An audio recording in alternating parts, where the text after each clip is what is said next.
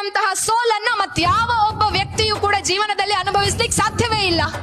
ಮದುವೆ ಆಗ್ತಾನೆ, ಮನೆಗೆ ಸ್ನೇಹಿತನನ್ನ ಕರ್ಕೊಂಡು ಬರ್ತಾನೆ, ಅವನ ಹೆಂಡತಿಯನ್ನ ಅದೇ ಸ್ನೇಹಿತ ಮದುವೆಯಾಗಿ ಕರ್ಕೊಂಡು ಹೋಗ್ತಾನೆ, ಒಬ್ಬಂಟಿಯಾಗಿ ನಿಲ್ತಾನೆ. ಸಮಾಜದ ಎದುರುಗಡೆಯಲ್ಲಿ ಸ್ನೇಹಿತನ ಜೊತೆಗೆ ಹೆಂಡತಿಯನ್ನ ಓಡಿ ಹೋದ ಅವನ ಗಂಡ ಅನ್ನುವಂತಹ ಒಂದು ಭಾವನೆಯನ್ನ ಆತ ಸಮಾಜದ ಮುಂದೆ ಹೇಳಿಕೊಳ್ಳಬೇಕಾದಂತಹ ಅನಿವಾರ್ಯ ಪರಿಸ್ಥಿತಿಗೆ ಬಂದು ತಲುಪ್ತಾನೆ. ಡಿಪ್ರೆಷನ್ಗೆ ಹೋಗ್ತಾನೆ, ಬ್ಯಾಟ್ ಬೀಸ್ಲಿಕ್ಕೆ ಸಾಧ್ಯ ಆಗದೇ ಇರುವಂತಹ ಒಂದು ಸಿಚುವೇಶನ್ ಬರ್ತಾನೆ. ಇನ್ನೊಬ್ಬ ಹುಡುಗಿ ಅವನ ಬಾಳಲ್ಲಿ ಬರ್ತಾಳೆ, ಬದುಕು ಅಂತ ಹೇಳಿದ್ರೆ ಏನು ಅನ್ನುವುದನ್ನ ತೋರಿಸ್ತಾಳೆ.